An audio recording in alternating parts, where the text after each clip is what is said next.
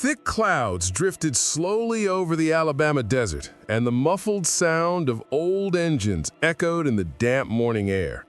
This was Tuskegee Air Force Base, somewhere in the American South, far from the front lines, but engaged in another battle, a more hidden one, between fanaticism, faith, and desire.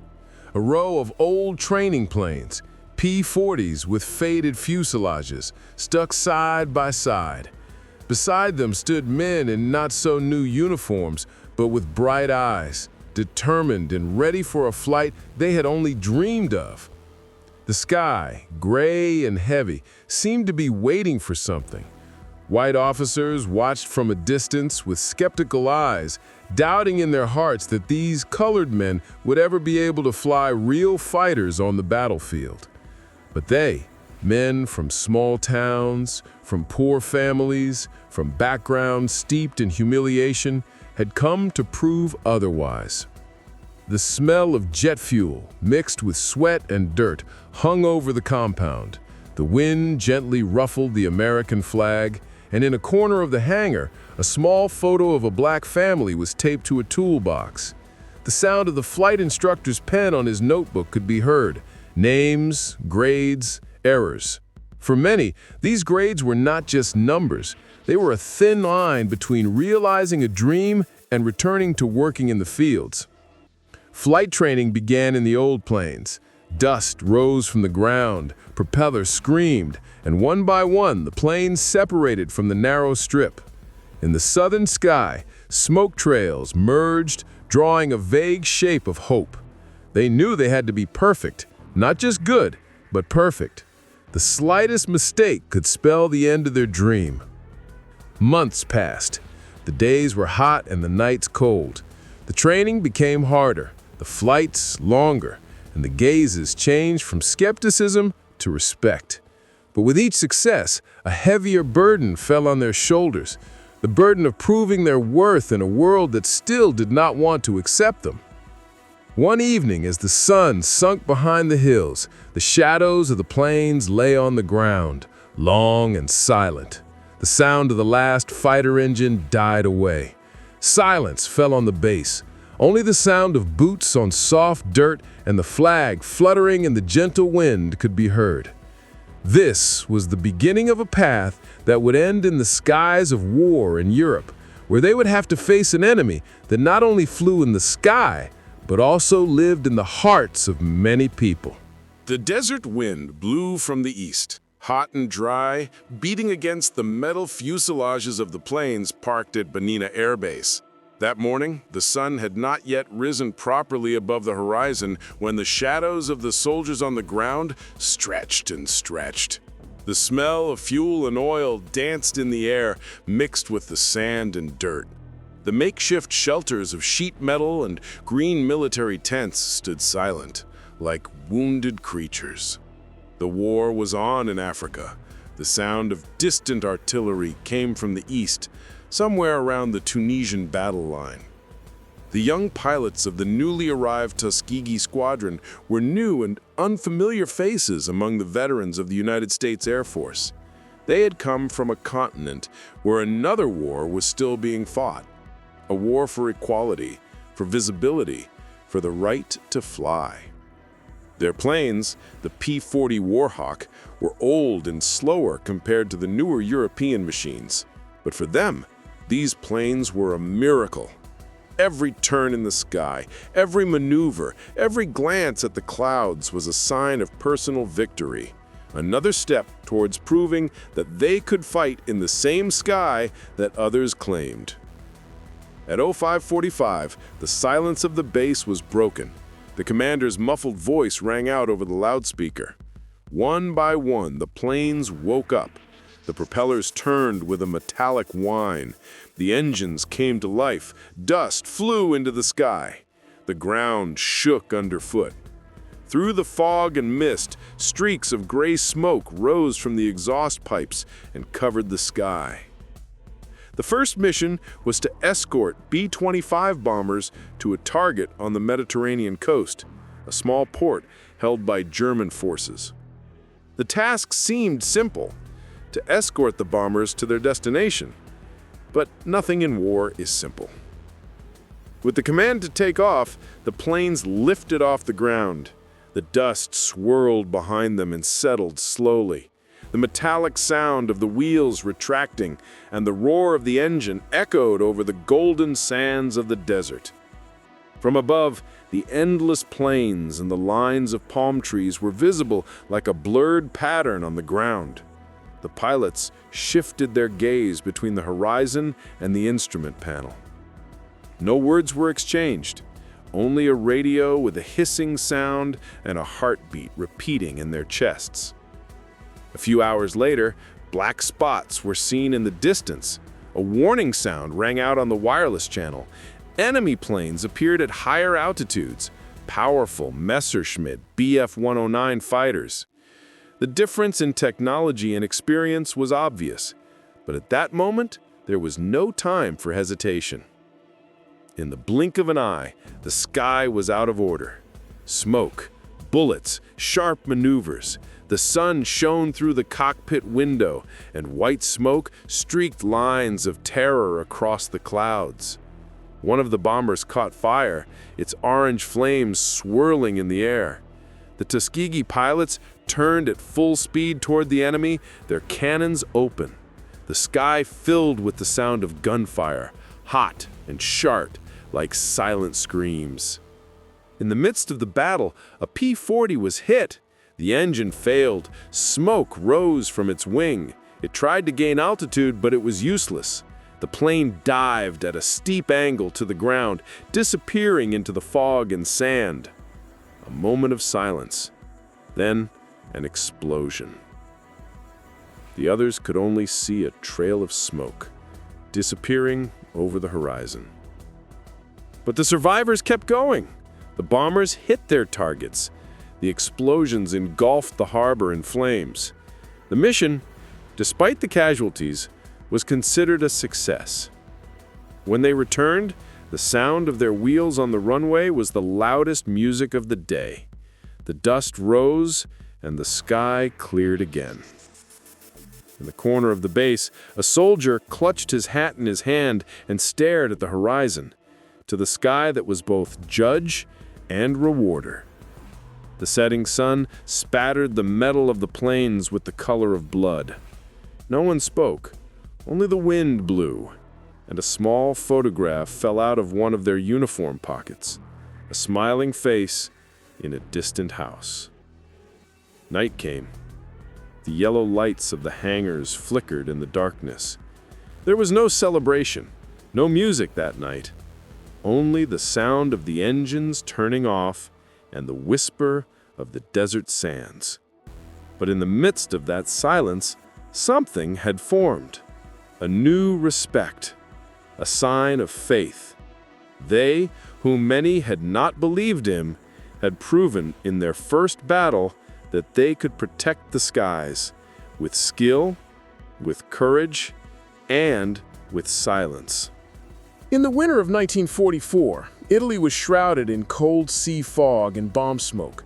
The gray, murky sky hung like a heavy blanket over the ruined cities.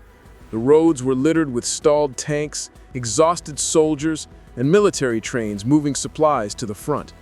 Above the ruins, the Tuskegee Airmen flew, a line of black shadows across the sky, heading north.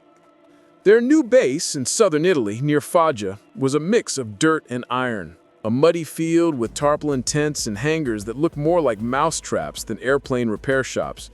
The smell of oil and rubber hung over everything, and every night a steady drizzle turned everything to mud.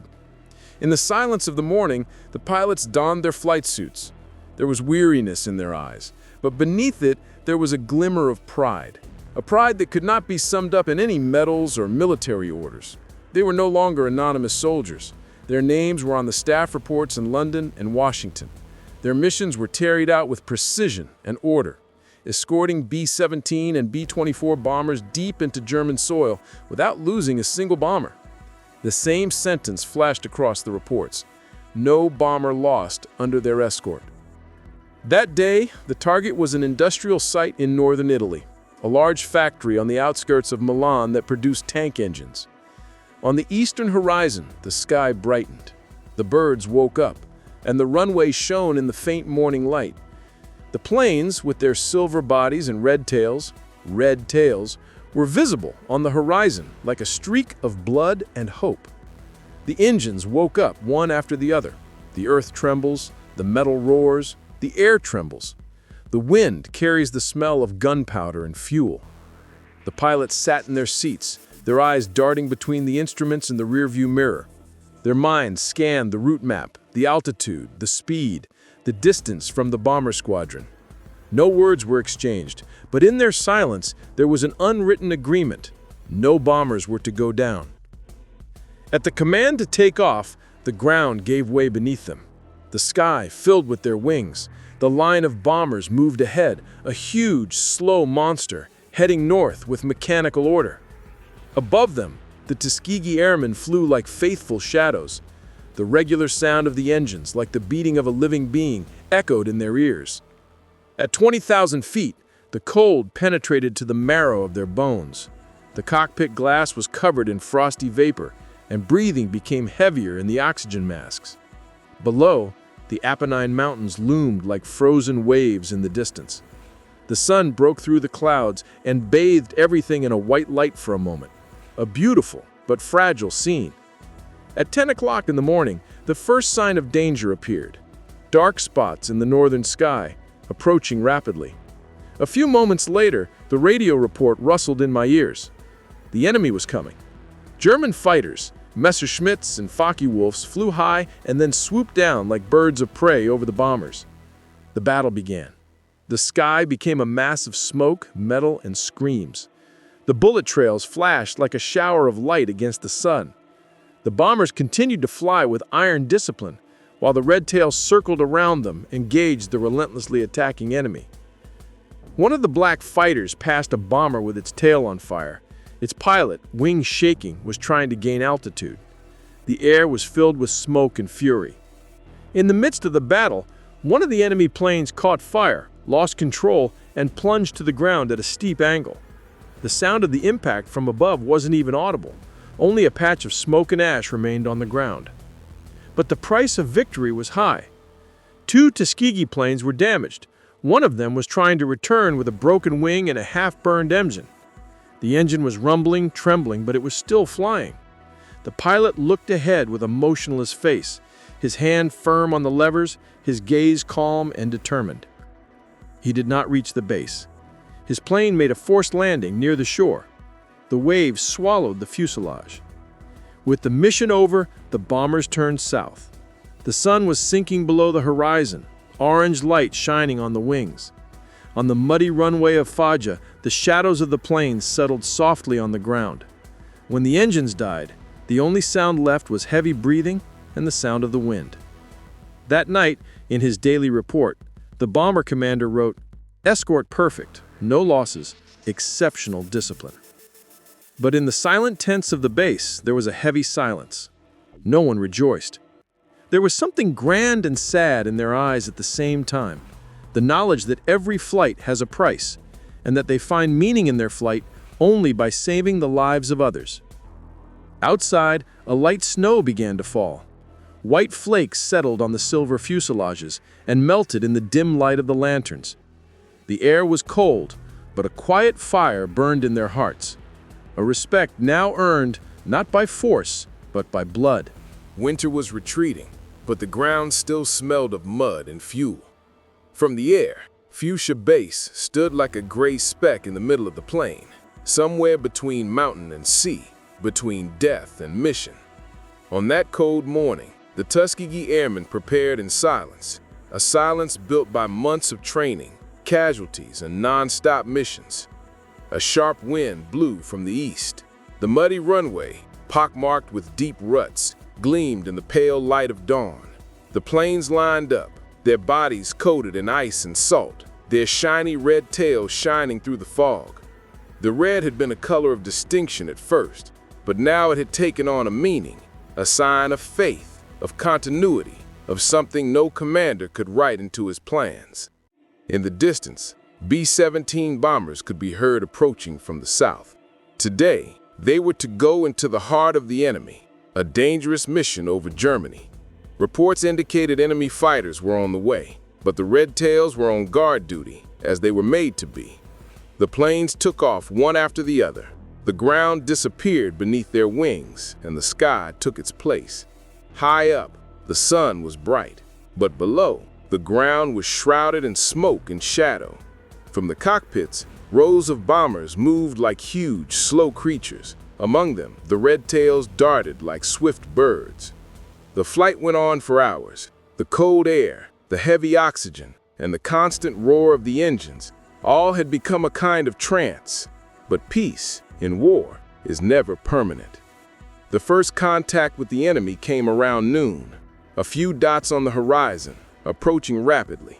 Low altitude, precise dive, and in a brief moment, the sky was filled with light and sound. German fighters burst out from behind the clouds, straight for the bombers. The Red Tails entered the battle. The air was filled with bullets, smoke, and silent screams. One of the enemy fighters hit the wing of a bomber and burst into flames. Another, shot by a Red Tail's precision shot, spun out of control and crashed. Every second passed like a clock. In the chaos, their order was strange, like a deadly but harmonious dance. Below, the ground was ablaze. Small Italian towns, railroads, and warehouses were burning. The bombers dropped their cargo. White smoke billowed into the sky, and the mission was over. But the Red Tails were still engaged. The enemy still hovered above. Minutes later, the bomber's radio called out in a shaky but confident tone, "No losses, escorts held firm." And that sentence, among the reports, became legend. By the time they returned to base, the sun had set behind the hills. One by one, the planes landed on the runway. Their fuselages were riddled with bullet holes. Their wings were scratched, but they were still standing. A crewman touched the red tail of one of the planes with his oily hands, his fingerprints left in the orange light of the sunset. The next day, a reporter from London appeared at the base. In the flight log, he wrote a new name under the mission heading: the Red Tails, the Guardians of the Sky. The word spread quickly among the other pilots from Italy to France, from London to Washington. The Red Tails were no longer just a squadron. They were a symbol of faith, of silent courage, of flying in a world that did not yet separate the earth from the sky. At night, lanterns shone from the tents, the sound of engines being repaired, the sound of fuel dripping from pipes, and the occasional short laugh could be heard in the darkness. Outside the tent, snow fell softly, settling on the red tails of the planes, the color of blood, the color of honor. Little did anyone know that night that in the months to come, Red Tails would become a part of history. But in the silence of that night, there was something in the air, a feeling that only tired pilots between life and death understood, a feeling like an endless flight. Dawn came early. The muffled sound of the generator echoed in the crew's ears. The smell of burnt oil hung in the air, and the blue light of dawn shone through the gaps in the tents. The operation plan was covered in red and blue markings on a wooden table. The target? Munitions factories near Berlin. The route was full of threats. The air was cold and heavy, and the silence before takeoff was heavier than ever. In the hangars, the planes stood like tired but ready animals. Their cold metal gleamed with the steam of the pilot's breath. The wings were wet from the previous night's rain, and the faint sunlight slid over the red tails. The men dressed in silence. Leather hats, thick gloves, fogged-up glasses. No one said anything. Every mission could have been their last. But no one spoke of the last. At the moment of takeoff, the ground shook beneath the wheels. Out of the dust and smoke, the fighters rose, one after the other. The Italian sky was calm, but to the north, dark clouds of war awaited them. As they passed the coast, they caught the sound of enemy radios, a broken, harsh, emotionless sound. The enemy was awake. Hours of flying in freezing air, in wind and silence. The Red Tail's pilots surrounded the bombers in orderly formation. Below them, the ground was covered in snow. The cities were seen as gray spots in the vast white. From above, the war looked beautiful, until the radio scream rang out. Bandits at 2 o'clock. The enemy emerged from the clouds, a squadron of Messerschmitt 109s, fast, ruthless, and silent.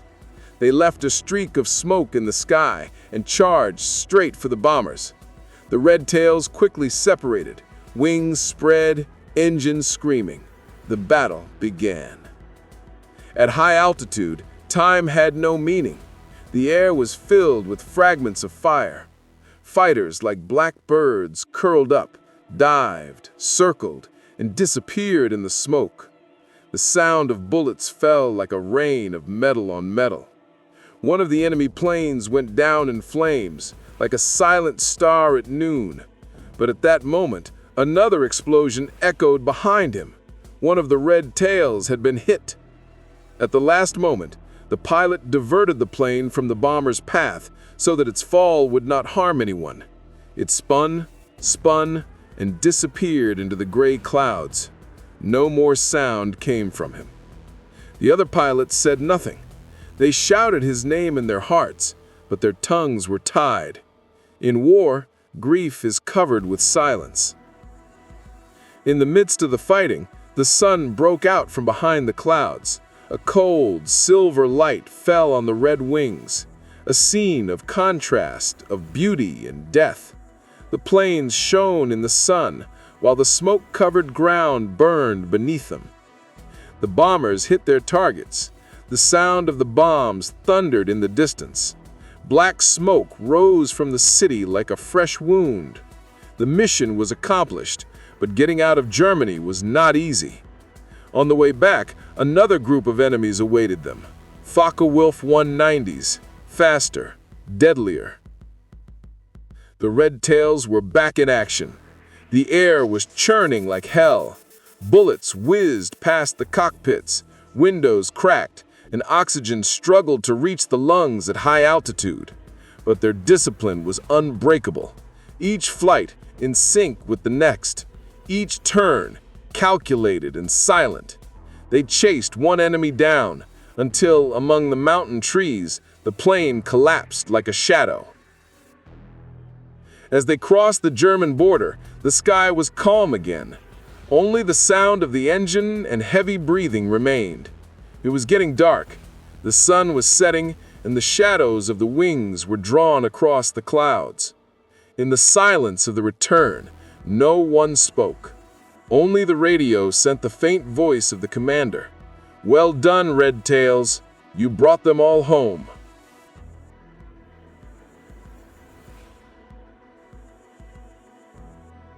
When they reached the base, it was completely dark. The ground was wet from the rain. The weak light of the lights on the runway trembled. The planes landed one by one. Some were smoking. Some had broken wings. But all but one had returned. The crews with tired faces walked silently to the hangar. In a corner of the runway, a Red Cross woman stood with mugs of coffee. Steam rose from the cups and disappeared into the cold air. No one said how many would not return tonight. Only on the wall of the command tent, in chalk, was a new name added, along with dozens of others, under a simple headline written in emotionless handwriting: "Missing in Action."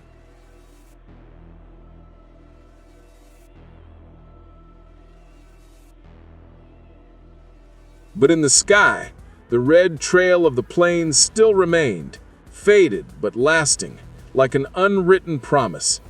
And those tails, redder than ever, shone in the snow, a sign of those who flew so that others could see the earth anew. The winter of 1945 was bitterly cold in Europe. Snow covered the runways, and the wind howled through the metal structures of the hangars. The morning fog was so thick that the planes were lost like shadows in the mist. But amidst the frost, there was a warmth of anticipation. A new mission lay ahead, and this one was unlike any before. Reconnaissance reports had shown that the Germans were now using a new type of aircraft, faster than anything the Allies had seen before. Its name was whispered among the pilots with fear and excitement. The Me-262, the Luftwaffe's new jet fighter. And today, the red-tailed squadron would be flying straight into the heart of enemy territory to see it for themselves. In the command tent, maps were spread out on the table. The flight path over the Rhine, through enemy lines, to the outskirts of Munich. The goal, to protect the B-17 bombers and, if possible, to spot enemy jets. Outside the tent, the sound of the engines rose softly, a sound that echoed in the frozen air like a great heartbeat. As the flight began, the planes rose through the fog. The wheels folded in the air, and the newly risen sun fell on their red wings. The ground below them seemed like a piece of the dead world, ruins, frozen rivers, smoke rising from cities that no longer existed on the map. High above, the sky was clear, but a heavy silence reigned in the air. The bombers moved like slow lines on the horizon, and the red tails moved on either side of them like faithful shadows. No one had yet seen the enemy. Only the sun shined on the windows of the cabins, and the sound of the engine echoed in my ears like a constant hum. Hours later, near the Austrian border, the sky suddenly split. Something passed through the clouds, very fast, very silently. It left only a thin trail of smoke and metallic light. The pilots didn't even have time to react. One of the bombers suddenly burst into flames and fell out of the sky. No one had yet seen what had happened. Moments later, panicked voices rang out on the radio. The enemy was among them. And not just any enemy, jets. Me-262s were diving from behind the clouds at incredible speed, firing, then disappearing again. These metal birds were ghosts from the future. The red-tails formed quickly. While the bombers regrouped, the red-tailed squadron shot into the clouds. None of them had experience fighting jets. The enemy was faster than anything they had seen in the sky that day. Their piston engines couldn't even keep up with them. But the red tails, with exemplary discipline, adopted new tactics, low altitude, simultaneous turns, and coordinated attacks as the enemy approached. In the midst of the battle, one of the young pilots, Harper, was hit by one of the jets. Bullets flew past his cockpit, shattering the glass and forcing air in. But he did not flee. In a reckless move, he dived low, right in the path of the enemy jet. A moment later, the two planes were so close that metal could be heard clashing against metal.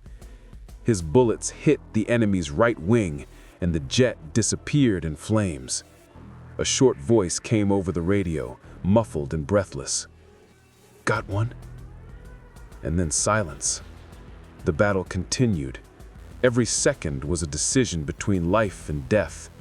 The sky was filled with smoke and fire. The sun was the color of lead behind the fog. And amidst all this chaos, the sound of Red Tail's engines rang out like an anthem of resistance. They were fighting not for victory, but for the lives of others. After hours, the planes were running low on fuel. The order to retreat was given. Of the main squadron, only half were returning, but the bombers had crossed safely. On the way back, it got dark, and the red light of sunset was breaking through the gray clouds. When they landed, the sky was black and snow was falling softly. The pilots emerged from the cockpit with blank faces. Some were kneeling, staring at the sky, at the same place where their friends had disappeared. No one said anything. Only the sound of the engines dying remained in their ears, like a heart slowly stopping beating. In the operations office, the commanding officer declared the mission successful. But on the wall, under the yellow light of the lamp, 3 more names were added in chalk, along with dozens of others. And outside, in the hangar, the red tails lined up, silent and snow-covered, but ready to fly again. Because tomorrow, another mission lay ahead. And in war, tomorrow always comes. Uninterrupted, merciless, and endless. The morning began with a muffled sound, the sound of bombs sinking into the ground in the distance. The sky was gray, and the humid air was heavy with the smell of fuel and burning tires. The base was now close to the German border, and the missions were getting more dangerous every day. There were no safe routes. Every flight was a gamble between life and death. On one of the last missions, a B-17 was hit in northern Bavaria and disappeared from radar. There was no sign of its crew. The commanders decided that the Red Tails would take on the rescue mission, this time not in the sky, but on enemy soil. It was still dark when a small group of pilots and mechanics boarded military trucks. The route was a ruined road through the cold forests of southern Germany. There was a heavy silence, only the sound of wheels on mud and the sound of wind in the trees. From time to time, the sound of artillery fire could be heard in the distance, but no one said anything. A few hours later, they arrived at the crash site. The plane was half burned and stuck in the trees.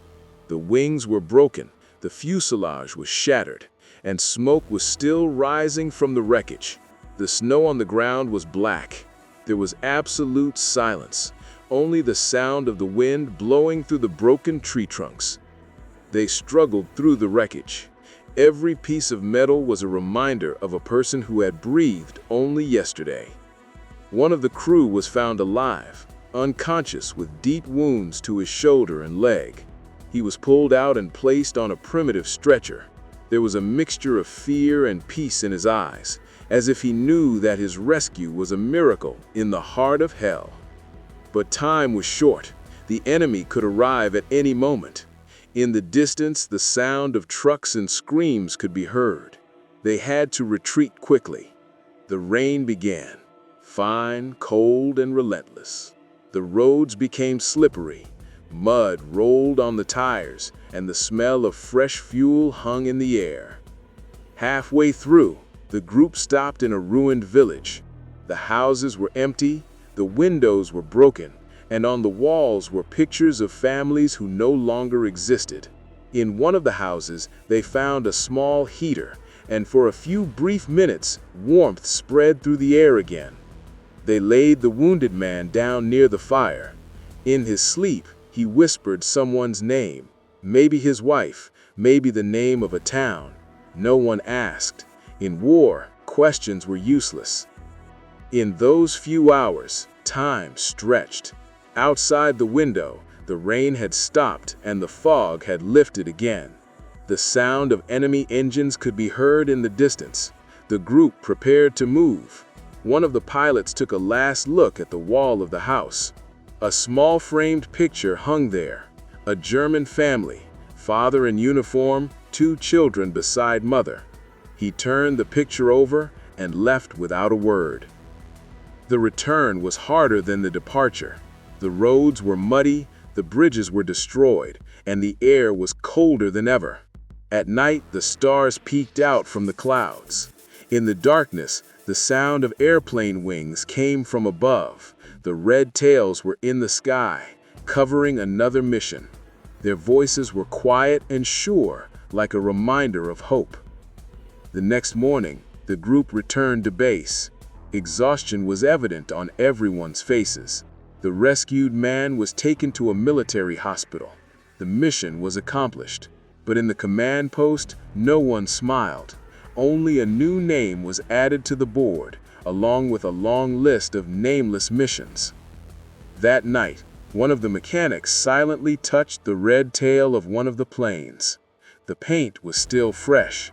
In the moonlight, the red was bright like blood, a reminder of flights that would return and those that would never return.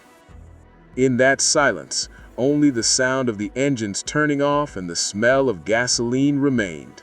The war continued, but something in the air had changed. It was no longer just a war for survival. It was a war for meaning. It was March 1945. The war was at its height, and the Allied armies were crossing the Rhine from the west. But crossing that river meant breaking Germany's last natural barrier. In the sky, the bomber escort mission was more dangerous than ever.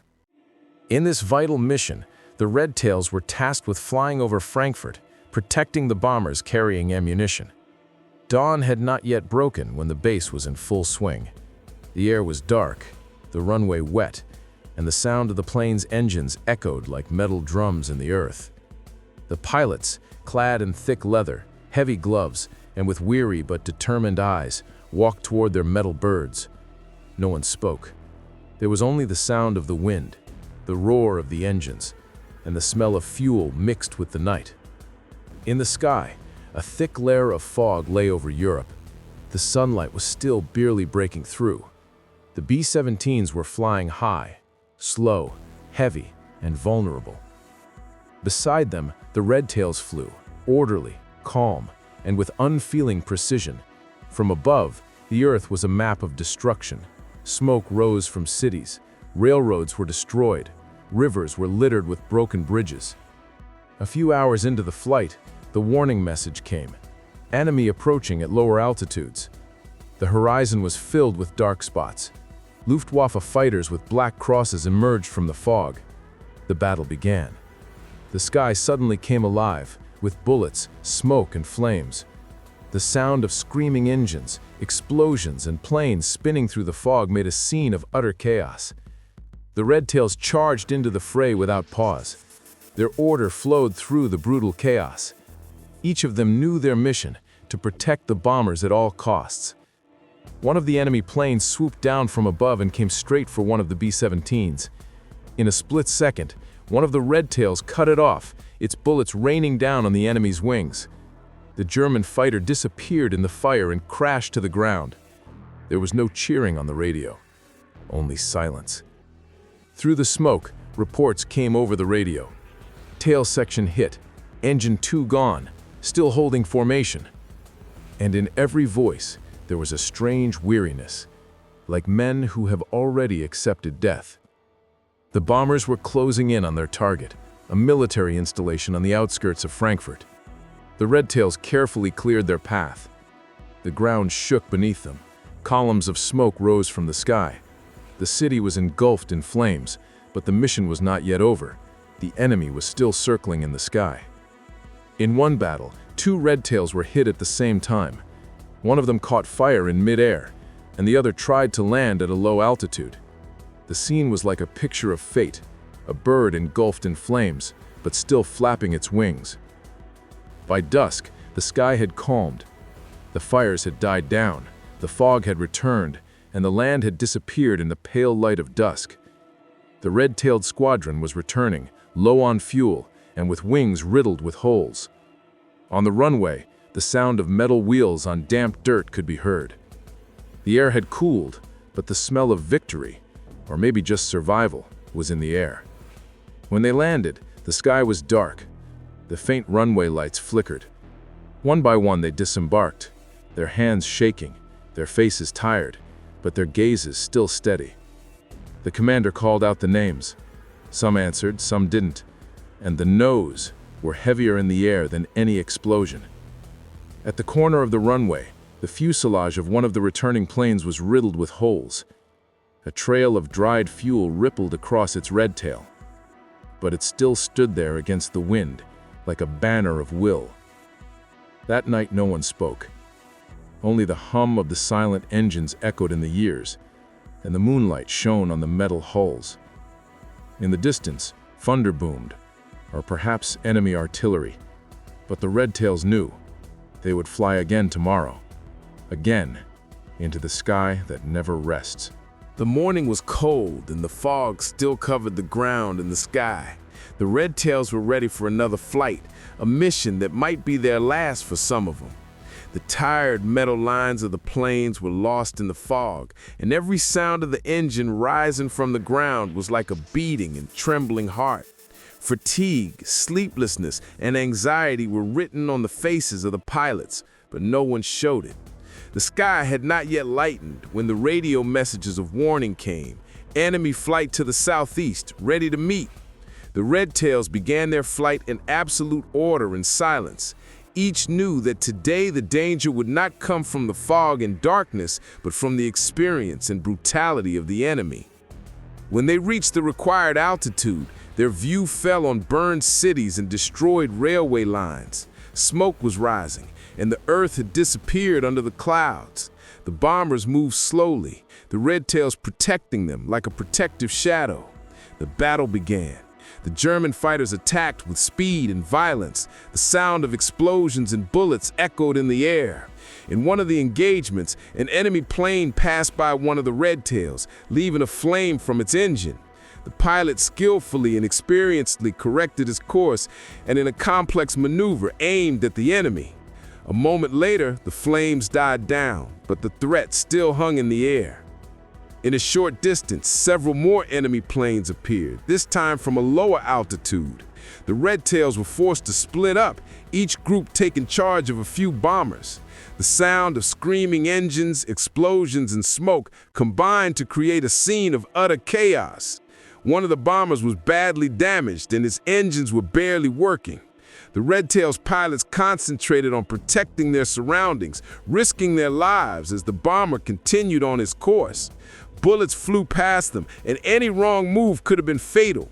The haze, the smoke from the explosions, and the high speed of the planes made visibility nearly impossible. At one point, one of the Redtails was forced to dive to a lower altitude to cover the stricken bomber. For a brief moment, flames and smoke rose from the ground, and the shadow of death hung heavy over all. When the battle died down, many of the enemy planes had been shot down, but others still threatened. The Redtails were forced to regroup, low on fuel, and each pilot continued the flight, remembering every moment of their previous missions. As they approached the airfield, the sky was dark and the ground was damp. A number of planes landed with difficulty, their wings punctured and their fuselages riddled with bullet holes and smoke. Fatigue was evident on everyone's faces, but no complaints were heard. They only knew that tomorrow they would have to fly again, and again stand up to the enemy. In the silence of the night, as the dim runway lights shone on the metal fuselages of the planes, the pilots bent over, their hands trembling, their breaths heavy. In the distance, thunder and artillery fire could be heard, and the cold wind blew on their faces. Each pilot reviewed the memories of the day in his heart, the moments of dives, the moments of explosions, the moments of escaping death, and the moments of protecting his fellow pilots. That night, no words were spoken, only the looks, the silences, and the moonlight shining on the fuselages of the planes told the story. The Redtails knew that every mission was a battle to the death, and every victory was the result of their courage and perseverance. And in the darkness and fog, they were ready to fly again until the day the sky was cleared of the enemy's shadow.